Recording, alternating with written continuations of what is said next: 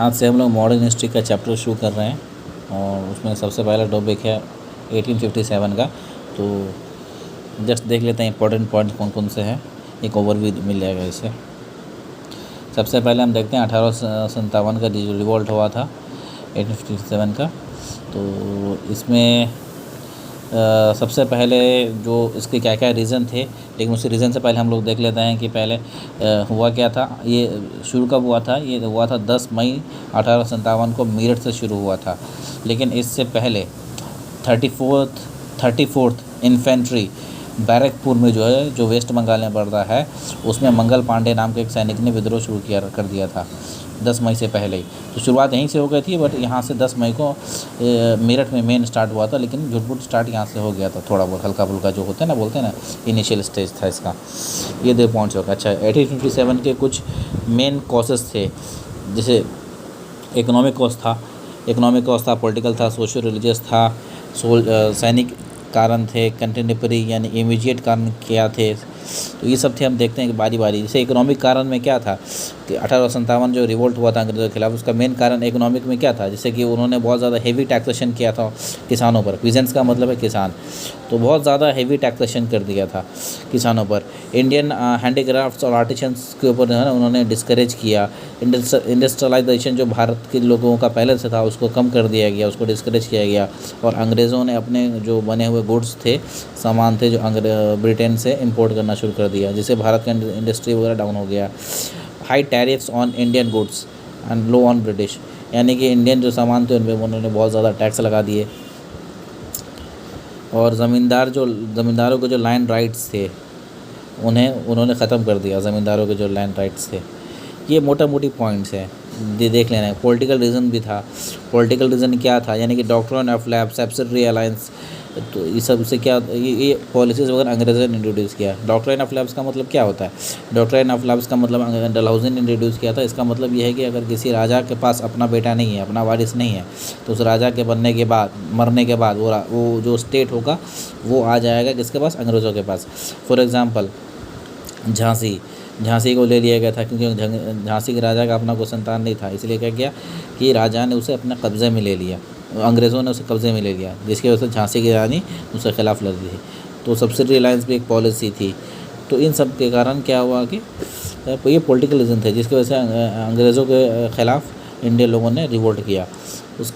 तो ये कुछ मेन कारण थे। अच्छा, रिलीजियस कारण और सामाजिक कारण भी थे। जैसे क्या? एक्टिविटीज़ ऑफ क्रिश्चियन मिशनरीज़ क्या करते थे भारत में? क्या कर ईसाइयत को फैलाते थे, कन्वर्ट कराते थे। तो ये एक धार्मिक रीज़न था, जिससे उसे इंडियन नाराज़ हो गए थे। उसके अलावा सामाजिक कारण क्या थे? सती प्रथा को बैंड कर दिया, abolition of Sati, window remarriage और वुमेंस एजुकेशन, ये सब अंग्रेज़ों ने इंट्रोड्यूस किया, जिसकी वजह से लोग नाराज़ हो गए। उसके अलावा टैक्स लगाए गए मंदिरों पर और मस्जिदों के ज़मीनों पर। रिलीजियस डिसेबिलिटीज़ एक्ट था 1856 में लाया गया, जिसकी वजह से भी लोग नाराज़ हो गए। शॉर्ट में बहुत जल्दी देखते हैं। कुछ सैनिक कारण भी थे। सैनिक कारण क्या थे कि restrictions on wearing caste and sectarian marks, यानी कि वेयरिंग कास्ट और सेक्टेरियन मार्क्स उससे पर पाबंदी लगा दी। सैनिक लोग ये कास्ट जो और सेक्टेरियन मार्क्स है उसको नहीं पहन सकते थे। अच्छा, समुंदर पार करना मतलब लॉस ऑफ कास्ट माना जाता था, कि आपका जाति ख़त्म हो जाएगी अगर आप समुंदर पार किए तो अंग्रेज़ लोग क्या करते थे कि जहाँ पर अंग्रेज़ों की हुकूमत थी भारत के बाहर, वहाँ पर भी भेजते थे समुद्र के रास्ते सैनिकों को, भारत के सैनिकों को। तो इसके खिलाफ़ लोगों ने विरोध किया। तो अच्छा, सर्विस भत्ता भी नहीं देते थे जब वो पंजाब या सिंध में सर्विस करते थे। जो बिहार के लोग हैं, बंगाल के लोग हैं, अगर वो, तो उनको सर्विस भत्ता नहीं देते थे, फॉरेन सर्विस भत्ता, जिसकी वजह से भी लोग नाराज़ थे। अच्छा, डिस्क्रिमिनेशन, डिस का मतलब डिस्क्रिमिनेशन भी रहता था। जो सोल्जर्स के बीच में, जो अंग्रेज़ सोल्जर थे, जो भारतीय सोल्जर थे, उनके बीच में डिस्क्रिमिनेशन होता था। स्पेशली प्रमोशन और प्रिविलेज मिलने के इसमें मौके जब आते थे, तो अंग्रेज़ों को पहले दिए जाते थे और भारतीयों को बाद में। तो ये डिस्क्रिमिनेशन था। अच्छा, इंडियन और ब्रिटिश का जो रेशियो था, सोल्जर का रेशियो था, वो 5:1 था, यानी कि 5 भारतीय सैनिक पे 1 क्या होगा? अंग्रेज़ का सोल्जर होगा। तो ये भेदभाव था एक, बहरहाल। और कंटेम्परेरी, ये इंपॉर्टेंट है, पॉइंट है, पूछा गया एक बार कि कंटेम्परेरी रीज़न क्या था? यानी कंटेम्परेरी मतलब इमीडिएट रीज़न क्या था? फौरी तौर पे क्या रीज़न हुए थे? तो फौरी तौर पे एक रीज़न यह था इनफील्ड राइफल का बहुत सारे एग्ज़ाम में पूछा गया, बहुत सारे एग्ज़ाम में पूछा गया, पिछली बार ट्रिपल में भी पूछा गया और लगभग सारे एग्ज़ामों में समझिए कि पूछा ही गया होगा। इनफील्ड राइफल जो था जिसे कहा गया था फैट ऑफ काव और पिग से बनाया गया है, चर्बी से बनाया गया है, किसके, काव और पिग के, वो रीज़न था उस सेना में इंक्लूड किया गया, जिसकी वजह से लोगों ने इसके खिलाफ इसको इस्तेमाल करने से मना कर दिया सोल्जर ने, और विद्रोह हो गया। ये भी एक विद्रोह का गुस्सा का एक कारण था। अच्छा, ये भी फैली कि mixing of bone dust in आटा, यानी कि जो आटे के अंदर जो है वो बोन डस्ट मिलाया गया है, हड्डी का जो डस्ट होता है वो मिलाया गया है। अच्छा, अवध को कब्ज़ा कर लिया 1856 में, गैर कानूनी तरीके से उसको हमला करके कब्ज़ा कर लिया अंग्रेज़ों ने। इसकी वजह से भी बहुत सारा आक्रोश था लोगों के अंदर। अच्छा, सिविलियंस ने ज्वाइन किया था, ये भी पॉइंट है, पिजन आर्टिसन, लेबर्स, ज़मींदार, इन सब ने ज्वाइन कर लिया था इस मूवमेंट को। लेकिन और रीज़न फॉर फेलियर क्या था इसका, ऑल इंडिया पार्टिसिपेशन नहीं था, और सभी क्लासेस ने ज्वाइन नहीं किया था, खासकर जो बिग ज़मींदार है उन्होंने पार्टिसिपेट नहीं किया, money lenders, merchants, educated Indians, इन सब ने पार्टिसिपेशन नहीं किया था। बहुत सारे इंडियन रूलर्स थे, उन्होंने भी ज्वाइन नहीं किया। लैक ऑफ लीडरशिप थी, कोई एक प्रॉपर लीडर नहीं था पूरे भारत में। उसके अलावा क्या है कि देखिए, कोई यूनिफाइड आइडियोलॉजी नहीं थी कि इसकी आइडियोलॉजी है, बहुत लिमिटेड रिसोर्सेज थे इंडियन के पास, पुराने बंदूक वगैरह जो थे वो सब थे, limited resources, lack of organisation, coordination, ये सब मोटा मोटी पॉइंट्स है, बस जहन में रख लेना है, कोई याद नहीं करना है सबको। अच्छा, उसके बाद क्या हुआ, जब 1857 की क्रांति ख़त्म हो गई और उसको दबा दिया गया, तो उसके बाद हुआ क्या, अब क्या हुआ, अब चेंज आया कि अब जो है पहले क्या था, भारत में ईस्ट इंडिया कंपनी रूल करती थी। ईस्ट इंडिया एक कंपनी थी जिसको अंग्रेज़ों द्वारा, एक कंपनी थी जैसे टाटा कंपनी है वगैरह वगैरह, प्राइवेट कंपनी, तो वो कंपनी को दे दिया गया था भारत को, अंग्रेज़ सरकार ने भारत को दे दिया, ईस्ट इंडिया कंपनी के हवाले कर दिया कि तुम इस कंपनी को रूल करेगी। ये प्रोजेक्ट इंडिया का समझे एक प्रोजेक्ट है, उसको कंपनी को दे दिया गया, और वो ईस्ट इंडिया कंपनी क्या करती थी, अंग्रेज़ सरकार को टैक्स देती थी। लेकिन अब क्या किया कि जब 1857 का जब विद्रोह हो गया, उसके बाद कंपनी को हटा दिया गया, और डायरेक्टली क्या किया गया, अब अंग्रेज़ सरकार उस पर हुकूमत करने लगी। जो अंग्रेज़ की जो रानी थी, महारानी थी, उसके अंडर आ गया अब ये भारत। तो अब now rule by British crown, अब अंग्रेज़ जो राजा था, रानी थी, उसके अंडर आ गया। और डॉक्ट्रिन ऑफ लैप्स जो ला गया था उसको भी हटा दिया गया। डॉक्ट्रिन ऑफ लैप्स का मतलब मैंने बता दिया है कि कोई राजा का अपना बेटा संतान नहीं होगा, तो वो बेटा नहीं होगा, तो वो स्टेट जो है ऑटोमेटिकली अंग्रेज़ के अंडर आ जाएगा राजा के मरने के बाद। अब अच्छा, तो ब्रिटिश सोल्जर का और इंडियन सोल्जर का रेशियो अब 2:1 हो गया, हर 2 भारतीय सैनिक पे 1 अंग्रेज़ सैनिक होगा। अच्छा, जैसे मैंने बताया कि अब अंग्रेज़ के सरकार, अंग्रेज़ जो है वो राजा जो था या रानी थी, उसके अंडर में अब भारत आ गया, डायरेक्टली वो रूल करेगा। जैसे अंग्रेज़ का इंग्लैंड का भी हिस्सा है, हो गया भारत एक तरीके से, तो उसको संभालने के लिए क्या हुआ, अब अंग्रेज़ अब जो है post of secretary of India बनाया गया। पोस्ट यानी कि ये अब भारत का जो वाइसराय होता था वो सेक्रेटरी ऑफ इंडिया हुआ करता था। कि जो सेक्रेटरी ऑफ इंडिया होगा वो कौन होगा, एक कैबिनेट मिनिस्टर होता था अंग्रेज़ सरकार का, कैबिनेट मिनिस्टर वो होता था सेक्रेटरी ऑफ इंडिया, जो वाइसराय कहलाता था इंडिया में। तो ये अब बनाया गया, पहले ये नहीं था, अब ये डायरेक्टली आ गया। अब ये कैबिनेट मिनिस्टर क्या, सरकार का कैबिनेट मिनिस्टर हुआ था, सरकार अपने कैबिनेट मिनिस्टर द्वारा भारत में रूल करती थी, वो उसके अंडर आ गया। और वो सेक्रेटरी ऑफ इंडिया था, और वो देखता था पूरे भारत को, और वो वाइसराय अपॉइंट करता था, एक वाइसराय के ऊपर था सेक्रेटरी ऑफ इंडिया। और ये ब्रिटिश पार्लियामेंट का MP हुआ करता था, कैबिनेट मिनिस्टर हुआ करता था, और उसके वो अपॉइंट करता था वाइसराय को, वो वाइसराय ही पूरे इंडिया को दिखता था फिर, लेकिन मेन हेड ये हुआ करता था। अच्छा, एक चीज़ दो मोटा मोटी पॉइंट देख लेते हैं हम लोग। ब्रिटिश PM कौन था, प्राइम मिनिस्टर कौन था 1857 रिवोल्ट के टाइम में, तो वो था लॉर्ड पामस्टन। मैं PDF डाल दूंगा सबका। गवर्नर जनरल कौन था उस टाइम पे इंडिया का, लॉर्ड कैनिंग था 1857 में।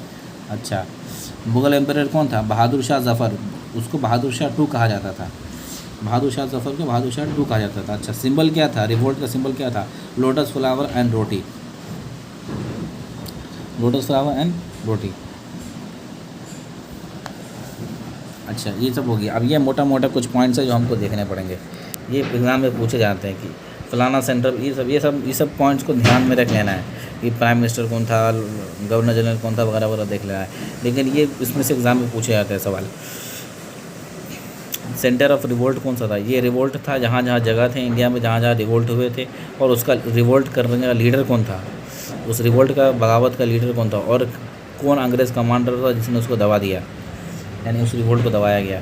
तो दिल्ली में कौन रिवोल्ट को कौन लीड किया? बहादुर शाह टू, यानी कि बहादुर शाह ज़फ़र, और बख्त खान एक कमांडर था जिसने इस रिवोल्ट को लीड किया। इस रिवोल्ट को दबा दिया, सप्रेस किया किसने? हडसन और निकोलसन ने, खासकर हडसन ने।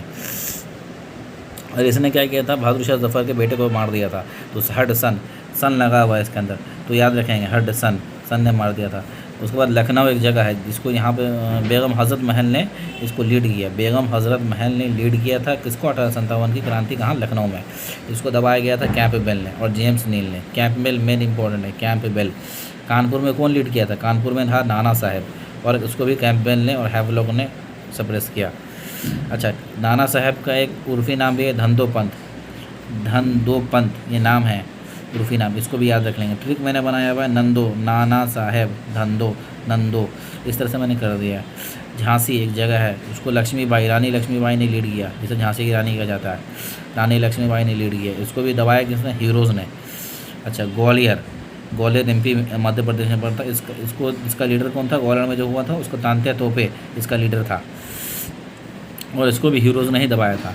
लक्ष्मीबाई या तांत्या तोपे दोनों ने बहुत मिलकर भी काम किया था आपस में। बहरहाल तांत्या तोपे का उर्फी नाम था रामचंद्र पंडुरांग, रामचंद्र पंडुरांग, ये याद रखना, ये पूछा जाता है एग्ज़ाम में। इसका उर्फी नाम क्या था? ये उर्फी नाम था। बिहार में जगदीशपुर एक जगह है, आरा ज़िला में, आरा भोजपुर में, आरा ज़िला जहाँ बोलते हैं आरा, वहाँ पर जगदीशपुर जगह है, उसमें कुंवर सिंह ने इसको लीड किया था। बीपीएससी का हर एग्ज़ाम में सवाल पूछा जाता है। बिहार से किसने लीड किया था? कुंवर सिंह ने, और इसका भाई अमर सिंह था, उसने भी लीड किया। ये बीपीएससी के हर एग्ज़ाम में आता ही आता है। कुंवर सिंह, वीर मतलब वीर कुंवर सिंह कहा जाता है, और इसका भाई अमर सिंह था, इसके बाद उसने भी लीड किया था। अच्छा, पटना में पीर अली नाम का आदमी था, पीर अली पटना में, इसने भी पटना में लीड किया। इलाहाबाद में लियाकत अली था, इसको दबाया था जेम्स नील ने। बरेली में कौन था? खान बहादुर लीडर था, इसको कैंपबेल ने दबाया। फैज़ाबाद में मौलवी अहमदुल्ला ने लीड किया, कैंपबेल ने इसको भी दबा दिया। ये शाहमद वाला इंपॉर्टेंट नहीं है। बहरहाल तो मेन इंपॉर्टेंट आपको ये याद रखना है, बिहार का तो आता ही आता है हर बार। ये मोटा मोटी एक नज़र डाल लीजिएगा इस पर। किसी मोस्टली यूपी में देखिए तो कैंपबेल आपको जहन में रखना है, कैंपबेल। इलाहाबाद में लॉ है, लियाकत अली में भी लॉ है, जेम्स नील लॉ है, ये ध्यान रखेंगे, इस तरह से याद कर लेंगे। अच्छा, कुछ लोगों ने स्टेटमेंट दिए हुए अपने 1857 के बारे में। सबसे इम्पोर्टेंट कहा गया है वीर सावरकर का, बहुत सारे एग्जाम में पूछा गया है कि 1857 को वीर सावरकर ने क्या कहा है? सावरकर ने कि पहला स्ट्रगल था, पहला फ्रीडम स्ट्रगल था और प्लान्ड फ्रीडम स्ट्रगल था। बहुत सारे एग्जाम में पूछा गया है। फर्स्ट फ्रीडम स्ट्रगल किसने कहा था? सावरकर ने कहा था। पंडित नेहरू ने कहा था अ फ्यूडल अपराइजिंग, ठीक है। और आर.सी. मजूमदार ने क्या कहा है? आर.सी. मजूमदार ने कहा है neither first nor national war of independence, neither first nor national war of independence, किसने कहा? आर.सी. मजूमदार ने कहा। ये मोटा मोटी पॉइंट याद रख लेगा। टी.आर. होम्स ने क्या कहा था? Fight between barbarism and civilisation, between barbarism and civilisation, ये किसने कहा? ये अंग्रेज़ था। जेम्स आउटरन ने भी कहा था conspiracy of Hindus and Muslims, ये। अच्छा, सर सैयद अहमद खान ने कहा था मेयर सिपाही म्यूटिनी, सिर्फ सिपाही का बगावत था और कुछ नहीं था 1857, ये सैयद अहमद खान ने कहा है। 2-3 पॉइंट बस देख लेना है एक नज़र। वीर सावरकर का इंपॉर्टेंट है, कई बार पूछा गया। अच्छा, ये साहिब आलम बहादुर किसको कहा गया? बख्त खान को कहा गया, टाइटल दिया गया था भाई बहादुर शाह ज़फ़र।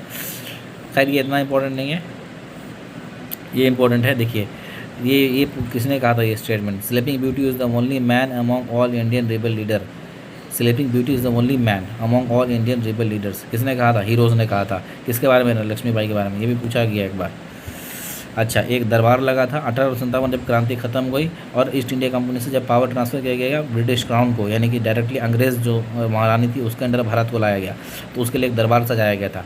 तो क्या है? The assumption of government of India by the sovereign of Great Britain was announced by Lord Canning at the durbar at Allahabad in the Queen's proclamation issued on 1 November 1858। यानी कि देखिए एक दरबार सजाया गया था इलाहाबाद में जिसमें लॉर्ड कैनिंग जो गवर्नर जनरल था, हमने भी देखा है कि गवर्नर जनरल था ना 1857 में, कौन गवर्नर जनरल था? 1857 में लॉर्ड कैनिंग था। और लॉर्ड कैनिंग 1857 तक गवर्नर जनरल हुआ करते थे। 1857 रिवोल्ट के बाद उसे वाइसराय बना दिया गया, लॉर्ड कैनिंग को ही वाइसराय बना दिया गया।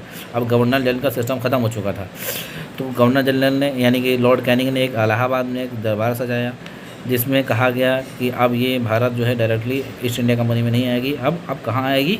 अब आएगी वो आपको डायरेक्टली ब्रिटिश क्राउन यानी कि ब्रिटिश सरकार के अधीन आ जाएगी। अब कोई कंपनी रूल नहीं करेगा और ब्रिटिश सरकार, अंग्रेज़ सरकार डायरेक्टली इस पर रूल करेगी। और ये दरबार सजाया गया, ये अनाउंसमेंट कहाँ किया गया? इलाहाबाद दरबार में किया गया। कब किया गया? 1 नवंबर 1858 को किया गया। ठीक है। मंगल पांडे कौन से इन्फेंट्री को था? मैंने बताया था 34th नेटिव इन्फेंट्री, बैरकपुर कहाँ? वेस्ट बंगाल में। ये मैंने बता दिया था मोटा मोटी। चलिए ठीक है, इसका PDF डाल देंगे हम।